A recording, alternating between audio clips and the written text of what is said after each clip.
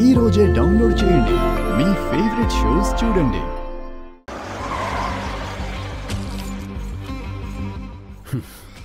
ఇది వర్కౌట్ అవుతుందంటావా ఇష్క?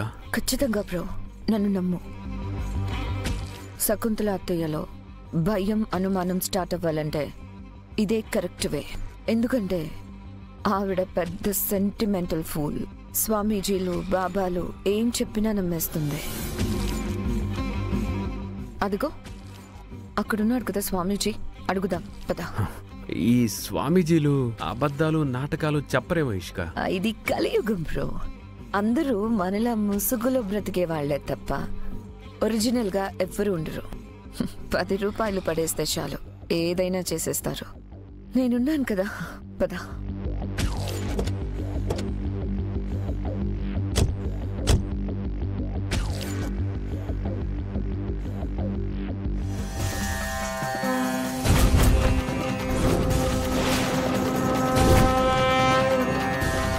అదే స్వామీజీ విషయం. మీరు మా ఇంటి వరకు వచ్చి గంగ అనే అమ్మాయి మీ ఇంటి కోడలుగా వచ్చే సూచనలు ఉన్నాయి అని అబద్ధం చెప్పాలి. దానివల్ల మా కుటుంబం పరువు పోతుందనే భయం వాళ్లలో మొదలయ్యేలా లేనిపోని మాటలు చెప్పాలి. ఆ దేవుడు ఆడించే ఈ జగన్నాటకంలో నన్ను నటించమని చెప్తున్నారా? ఇది అంతా ఆ దేవుడు ఆడించే ఆటేలే. చెప్పాను కదా ఇష్క, వర్కౌట్ అవ్వదేమోనని. వదిలేస్తే ఇంకా పురాణాలు కూడా చెప్తారు. రుద్రకి ఆ గంగకి పెళ్ళవుతుందనే అబద్ధాన్ని మనమే క్రియేట్ చేద్దాంలే. పద వెళ్దాం. ఆగండి ఆగండి, ఏమన్నారు? రుద్ర గంగ?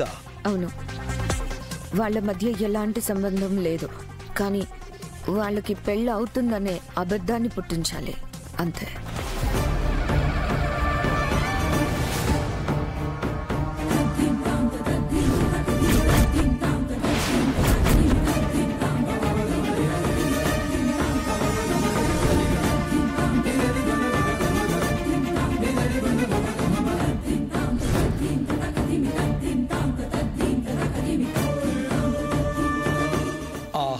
స్వామి, ఏమిటయ్యా నీ లీలలు?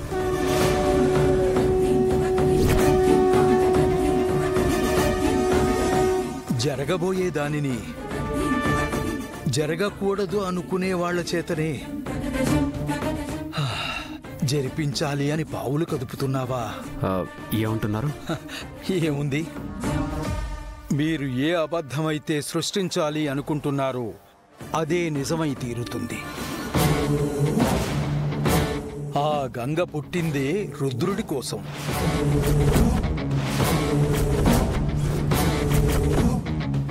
అదే విధి. తన వల్ల కుటుంబం పరువు పోవటం కాదు, ఆ కుటుంబంలో శాంతి నెలకొంటుంది. నమ్మిన తోడుగా నిలబడి తన తోడు నీడనే అయినా వాణ్ణి గెలిపించుకుంటుంది. తను గెలుస్తుంది. I think he's mad bro. మనం ఏదో చెప్పమంటే ఇతను ఇంకేదో చెప్పేలా ఉన్నాడు. Over acting. పద బ్రో, వెళ్దాం.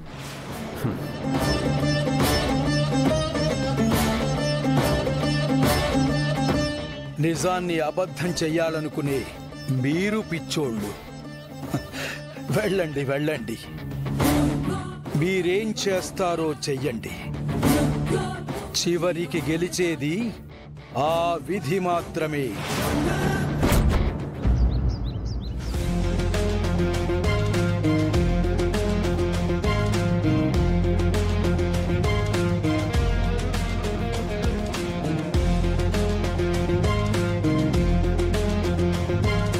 పెద్దరు, నాకు ఎక్కడో తగలపడిపోయిన వాసన వస్తుంది. మీక్కడ వస్తుందా?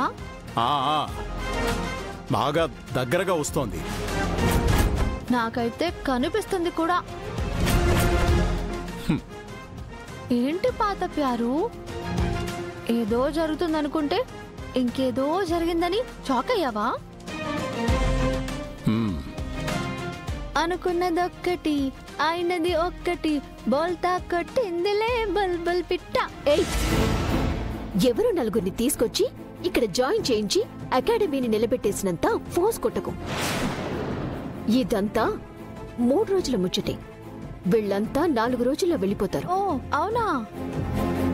అలా అనుకుని పగటి కలలు కంటూ బాక్సింగ్ చేసుకోపో. చూడు పాత ప్యారు, నువ్వు అనుకున్నట్టుగా ఇక్కడ ఏం జరగదు. ఇక్కడ జరిగేదేంటో నాన్ చెప్పనా?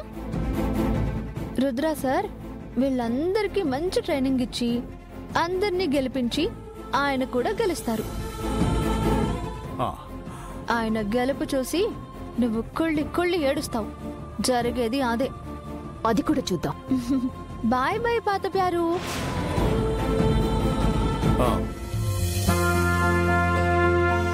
Thank you so much Ganga. ఎందుకు పెద్దోరు? ఈ అకాడమీ రుద్ర ఆశయాల వైపు వేసిన తొలి అడుగమ్మా. ఈ అడుగు ఇక్కడితో ఆగిపోతుందేమో అని చాలా భయపడ్డాను. నీ వల్ల ఆ అడుగు ముందుకు పడుతోంది. అందుకే థ్యాంక్స్ చెప్పాను. ఊరుకోండి పెద్దోరు, నాకు థ్యాంక్స్ చెప్పడం ఏంటి? ఇది నా బాధ్యత అనుకుని చేశాను. లేదు అంటే నేను బలవంతం పెట్టడం వల్లే రుద్ర సార్ అగ్రిమెంట్ మీద సంతకం చేశారు, బాక్సింగ్లోకి దిగారు. రుద్ర సార్ ఓడిపోవడం, స్టూడెంట్స్ అంతా వెళ్ళిపోవడం నా కారణంగానే అనిపించింది. నేను బలవంతం పెట్టకుండా ఉండుంటే సార్ అసలు పోటీకి దిగేవారే కాదు, అప్పుడు ఏ గొడవ ఉండేది కాదు. అందుకే నా తప్పుకి ప్రాయశ్చిత్తంగా సార్కి ఈ మాత్రం చేయాలనిపించి వీళ్ళందరినీ తీసుకొచ్చాను. ఏదైతేనేం సార్ ఆశయం గెలవాలి. ఆయన ఎప్పుడూ నిశ్చింతగానే ఉండాలి. ఓడిపోయిన వ్యక్తిగా ఉండిపోవద్దు. నిండు నూరేళ్లు చల్లగా ఉండమ్మా. దా. ఏంటదినా అప్పుడే వంట మొదలు పెట్టేశారా? అక్క, ఈ రోజు నుంచి నీకు కిచెన్ లోకి నో ఎంట్రీ. ఎందుకు? ఎందుకంటే కడుపుతో ఉన్నవాళ్ళు వంట సెగకి దూరంగా ఉండడం మంచిది. అందుకే నీకు నో ఎంట్రీ. వదినా, ఇంట్లో ఎంతమందికి నువ్వు ఒక్కదానివే వంట చేయడం కష్టం. నా మాట విను. ఏం పర్లేదక్క, కావాలంటే మమ్మీ హెల్ప్ చేస్తుంది. మీ కుకింగ్? నో, చాలా ఇయర్స్ గ్యాప్ వచ్చింది కదా, సరిగ్గా చేయగలనో లేదో. నన్ను ఇన్వాల్వ్ చేయకండి డాటర్.